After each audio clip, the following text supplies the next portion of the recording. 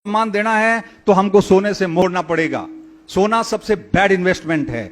आप एक सुनार की दुकान से 10 तोला का सोना का ऑर्नामेंट बना के लेके आ जाइए, दुकान से बाहर लेकर के आप वापस उसको बेचने के लिए चले जाइए, वो 7 तोले के अंदर में भाइयों और बहनों वापस लेगा। वो 3 तोला उसके अंदर में 1.5 लाख रुपए, 1,80,000 रुपए उसने गायब कर दिए।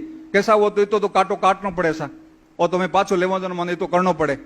तो ये हमको समझने की आवश्यकता है, हमको अपने ये सब चीजों के ऊपर में क्रिटिकली सोचने की आवश्यकता है। हम यहाँ बैठ करके सिर्फ यहाँ बैठ करके बातें करके, चाय पी करके, बच्चों को धन्यवाद दे करके, सब लोगों को बुला करके उनके हाथों से सम्मान देने से काम नहीं चलेगा। हमारी पूरी सोसाइटी को, पूरी कम्युनिटी को we have to think differently. हमको आजकल के जमाने के अंदर में डिफरेंट तरीके से सोचना पड़ेगा। हमारे बच्चे जो गरीब परिवारों के बच्चे हैं वो पढ़ नहीं पाते हैं, क्यों नहीं हम जब हजारों लाखों रुपए का डोनेशन जब हम किसी बड़े मंदिर बनाने के लिए दे सकते हैं, तो हम जाट समाज का एक विद्या कोष क्यों नहीं बना सकते? उसके अंदर में 1,000 करोड़ रुपए इकट्ठा क्यों नहीं कर सकते हैं? यदि आप किसी मंदिर को बनाने के लिए आप 500 करोड़ रुपए इकट्ठा कर सकते हैं, मैं समझता हूं विद्या का भी इसी प्रकार से कोष बन सकता है 500 करोड़ रुपए का। और उस 500 करोड़ का कोष बनने के बाद कोई भी बच्चा, गरीब से गरीब बच्चा भी पढ़ाई से वंचित नहीं रहेगा। उसको पता है कि मैं यहां से पैसे ले लूंगा, जब मैं कामयाब होऊंगा तो पैसे वापस दे दूंगा, और आवश्यकता नहीं है उसको किसी प्रकार का बाध्य नहीं होना चाहिए कि तुमको वापस देना है पैसा। वो कोष है, समाज का कोष है, पैसा इकट्ठा किया हुआ है, बेटा लो और पढ़ो। हर बच्चे के अंदर में कॉन्फिडेंस आ जाएगा और वो पढ़ना शुरू कर देगा। हमको एक इस प्रकार की सोच को डेवलप करना है कि भैया सरकारी नौकरियों से काम नहीं चलेगा। सरकारी नौकरियां सिर्फ 5% लोगों को मिलती है, 95% को हमको इस प्रकार की नौकरी कॉर्पोरेट वर्ल्ड के अंदर में करना है। तो हमको अपनी स्किल डेवलपमेंट के लिए कुछ करना पड़ेगा। जितने बड़े हॉस्टल्स है उसके अंदर में स्किल डेवलपमेंट सेंटर को खोलने की आवश्यकता है, ताकि हम बच्चों के अंदर में जो कंटेम्प्रेरी स्किल है, उस समय की मांग के मुताबिक जो स्किल बच्चों को चाहिए जॉब के लिए, वो जॉब बच्चों को दे सकते हैं। हम बच्चों को जब जॉब के लिए भेजते हैं तो वहां पे जॉब के लिए मना कर दिया जाता है। कहते हैं कि भाई ये बच्चे को मना क्यों किया? तो वो उनका कॉर्पोरेट वर्ल्ड का सीधा आंसर होता है, these children are not job ready children, these children are not job ready children. Job ready children का मतलब क्या होता है कि उनको उस जॉब के मुताबिक कोई स्किल उनके अंदर में नहीं है। टीसीएस, टाटा जैसी, इन्फोसिस कंपनियां हैं, वो इंजीनियरिंग करने के बावजूद, अच्छी से अच्छी कॉलेज से इंजीनियरिंग करने के बावजूद 6 महीने का वहां पे कोर्स करवाते हैं और लेटेस्ट टेक्नोलॉजी के मुताबिक पढ़ा करके फिर अपने कंप्यूटर के ऊपर में बैठने के लिए उनको इजाजत देते हैं। तो हम वो ऐसा या क्यों नहीं कर सकते? यहां बैठ करके हम अपने यहां पे स्किल डेवलपमेंट सेंटर डेवलप क्यों नहीं कर सकते? हॉस्टल बहुत हो गए, अभी हमको चाहिए कि समाज के स्किल डेवलपमेंट सेंटर्स बनाया जाए। हमको चाहिए कि समाज के लिए एंटरप्रेन्योर डेवलपमेंट सेंटर बनाया जाए। समाज के जितने बिजनेसमैन हैं उसको एंटरप्रेन्योर सेंटर से उनको जोड़ा जाए। उनसे रिक्वेस्ट किया जाए कि आपकी जो फर्म है, कंपनीज है, उसके अंदर में हमारे बच्चों को आप लगाओ, और आपको किस प्रकार की स्किल की रिक्वायरमेंट है, आपको कंप्यूटर ऑपरेटर चाहिए कि आपको ड्राइवर चाहिए कि आपको टर्नर चाहिए कि आप फिटर चाहिए कि आपको बड़े लेवल का मैनेजर चाहिए, कि हम सब प्रकार के मैनेजर समाज के बच्चों को लेके आएंगे, उनका स्किल डेवलपमेंट करेंगे, आपकी रिक्वायरमेंट के मुताबिक बच्चों को तैयार करके देंगे, आप हमारे बच्चों को नौकरी लगाओ। तो यहां पे आप यदि 5% लगा सकते हो तो उन 5% यदि नौकरी में लग जाएंगे तो बाकी वाले जो कॉर्पोरेट वर्ल्ड के अंदर में पहुंच जाएंगे। तो इस प्रकार से हम ज्यादा से ज्यादा आगे बढ़ सकते हैं। इन चीजों के ऊपर में हमको सोचने की आवश्यकता है। बच्चों को मैं बताना चाहूंगा लास्ट के अंदर में कि हर एक बच्चा जो पैदा होता है वो जीनियस होता है। हर एक बच्चा जीनियस होता है। मैं नहीं कह रहा हूं, ये अल्बर्ट आइंस्टीन जैसा साइंटिस्ट ने कहा है, एडिसन जैसे साइंटिस्ट ने कहा है कि हर एक बच्चा अपने आप में जीनियस होता है, पर वो जीनियस लेवल तक की अचीवमेंट क्यों नहीं कर सकता? क्योंकि उसको एनवायरमेंट नहीं मिलता है। एनवायरमेंट मिलता है, ये रड़िया साहब बैठे यूएस में जाकर के ये नैनो टेक्नोलॉजी को वहां पे जाकर के ठीक कर दिया, और यहां हम नहीं कर पा रहे हैं। क्यों? ये भी यहीं पे जोधपुर के भोपालगढ़ के अंदर में ही पैदा हुए हैं, ये तो ऊपर से नहीं टपके हैं। तो ये जीनियस हैं, क्यों? क्योंकि उनको एनवायरमेंट मिल गया इस प्रकार का। हम एनवायरमेंट दे नहीं पाते हैं, इसलिए बच्चे अंदर में जो उसके अंदर में पोटेंशियल है वो पूरे पोटेंशियल को डेवलप नहीं कर पाते हैं। हमें चाहिए कि हम बच्चों के लिए इस प्रकार का एनवायरमेंट क्रिएट करें, उनको बाहर भेजें, उनको एक्सपोजर दें। तो आपको समझने की जरूरत है कि ठीक है, माँ बाप अनपढ़ है, कोई बात नहीं, पर मेरा फर्ज बनता है, मैं अभी परिवार से बाहर निकला हूं या निकली हूं, तो मैं अपने परिवार का नाम रोशन करने के लिए अपनी पूरी शक्तियां अपने विकास के लिए लगा दूंगा। हर एक बच्चा एक नॉर्मल शख्स के रूप में पैदा होते हैं, पर कुछ जो है वो शख्स बन करके ही रह जाते हैं और कुछ शख्सियत बन जाते हैं। आपको आपके ऊपर है कि आप शख्सियत बनकर के वापस जाना चाहते हो भगवान के घर, या नॉर्मल शख्स बनकर के आयाराम गयाराम की जिंदगी जी करके जाना चाहते हो। यदि आप शख्स बनकर के आए हो और आप सोच लिया आपने कि मुझे शख्सियत बनना है, दुनिया की कोई ताकत आपको शख्सियत बनने से रोक नहीं सकती है। और यदि आप ऐसा चाहते हैं तो मेरे साथ में एक बार जरूर इस नारे को बुलंद किए और अपनी कॉपी के अंदर में फर्स्ट पेज में जरूर लिखें। बोलो बच्चों, शख्स बन के आए हैं। जोर से बोलो, शख्स बन के आए हैं, शख्सियत बन के जाएंगे। शख्स बन के आए हैं, शख्सियत बन के जाएंगे। नोट कर लो अपनी कॉपी के ऊपर में, और इसी रास्ते के ऊपर में आप चल पड़े आज से ही, तो आप एक अपने को डायरेक्शन मिल जाएगी। आपके कॉपी पे लिखा होगा, घर में दीवार पे लिखा होगा, स्टडी टेबल के सामने लिखा होगा, तो आप कभी भी रास्ता नहीं भटकोगे। वो आपको एनर्जी देगी वो लाइन कि मैं तो शख्सियत बनना है, मैं गलत काम कैसे कर सकता हूं। मुझे तो शख्सियत बनना है, मैं टाइम को वेस्ट कैसे कर सकता हूं। मुझे तो शख्सियत बनना है कि मैं अपने सोशल मीडिया के ऊपर में टाइम कैसे बर्बाद कर सकता हूं। पुराने जमाने के कहते थे कि you tell me about your friends and I will tell about your future. आप मुझे अपने दोस्तों के बारे में बताओ, मैं आपके फ्यूचर के बारे में, आपके भविष्य के बारे में बता दूंगा। आज के जमाने के अंदर मैं बच्चों को एड्रेस करने के लिए जाता हूं तो मैं कहता हूं कि you tell me about your social media history of last 2 months। You tell me about the social media history of 2 months, I will tell your future. आप अपने 2 महीने की सोशल मीडिया हिस्ट्री बता दो कि 2 महीने आपने उस सोशल मीडिया के ऊपर में कितना समय कौन सी वेबसाइट को दिया है, कौन से चैनल को दिया है। मैं आपको बता दूंगा कि आप कौन से रास्ते पे जा रहे हो और आप क्या बनने वाले हो। मैं आपको लिख कर स्टाम्प पेपर के ऊपर में दे सकता हूं।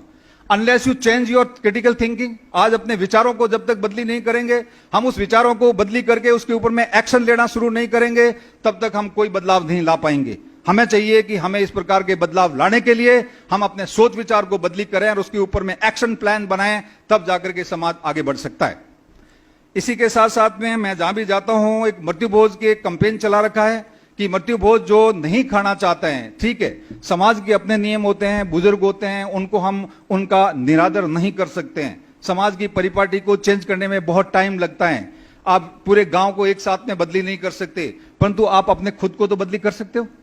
यदि आप खुद को बदली कर सकते हो तो जो मेरे साथ में है कैंपेन के अंदर में, वो इसके अंदर में अपना साइन करे कि भाई दुनिया से एक मृत्यु भोज खाए, कुछ भी करे, मैं मृत्यु भोज नहीं खाऊंगा। जब हम खाने वाले अपने आप कम हो जाएंगे, एक गांव के अंदर में 500 में से 400 लोग मृत्यु भोज नहीं खाएंगे, तो जो बनाने वाला है वो भी सोचने के लिए मजबूर हो जाएगा कि हकरा हकरा आदमी ने, कलेक्टर साहब, एसडीएम साहब, प्रोफेसर साहब, ए तो आवे जका खावी को नहीं, वहां पे गांव में बैठा जो कौन खड़ाम कहीं कह रहा हूं पे। अपने आप लोग सोचना शुरू कर देंगे कि बाहर के बड़े बड़े लोग आते हैं, वो तो मृत्यु भोज खा ही नहीं रहे हैं, तो हम क्यों पैसा बर्बाद करें। लोग तो दिखावे के लिए करते हैं कि फलाना कलेक्टर साहब को उससे कोई प्यार नहीं है, उसको दिखाना है कि कलेक्टर साहब मेरे घर आएंगे तो ओहो मेरा बहुत बड़ा नाम होगा, इसीलिए वो पता नहीं कौन कौन से बढ़ चढ़ करके अपने औकात से बढ़ करके पैसा खर्च करते हैं। हमें उस दिखावे से बचना है, उस पैसे को बचा करके एजुकेशन में लगाना है ताकि हम समाज को सही दिशा दे सकें। तभी हमारा सार्थकता होगी हमारी एजुकेशन की, तभी हमारी सार्थकता होगी कि हम कुछ लीड रोल के अंदर में हैं, तभी हमारी सार्थकता होगी कि हमने सही एजुकेशन लेकर के एक समाज को सही दिशा निर्देश दे रहे हैं। नहीं तो फिर आयाराम गयाराम की जिंदगी जी लो, उससे कोई ज्यादा फर्क नहीं पड़ने वाला है। तो मेरे साथ में भागीरथ जी हैं, भागीरथ जी से मैं निवेदन करूंगा कि ये किसी के ऊपर में कोई फोर्स नहीं है। जो व्यक्ति अपनी मर्जी से मृत्यु भोज नहीं खाना चाहता है वो आप इसको नहीं खाएं। मैं भागीरथ जी 1 मिनट के लिए वो बुक देना मेरे को, गरुड़ पुराण। मैंने डॉक्टरेट की है भाइयों और बहनों। मृत्यु भोज के अंदर में सिर्फ इस बुक के सिवाय मैंने गीता पढ़ ली, रामायण पढ़ ली, महाभारत पढ़ लिया, पूरा पढ़ लिया, क्योंकि मैंने डॉक्टरेट करनी थी तो मुझे पढ़ना था, तो मैंने कर ली। इस गरुड़ पुराण के सिवाय किसी किताब के अंदर में यह नहीं लिखा हुआ है कि मृत्यु भोज होना चाहिए। और बताऊं इसमें भी क्या लिखा हुआ मैं बताऊंगा आपको।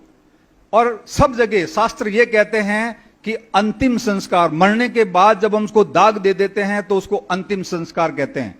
अंतिम संस्कार के बाद किसी प्रकार के कोई संस्कार हमारे लिए लागू नहीं है।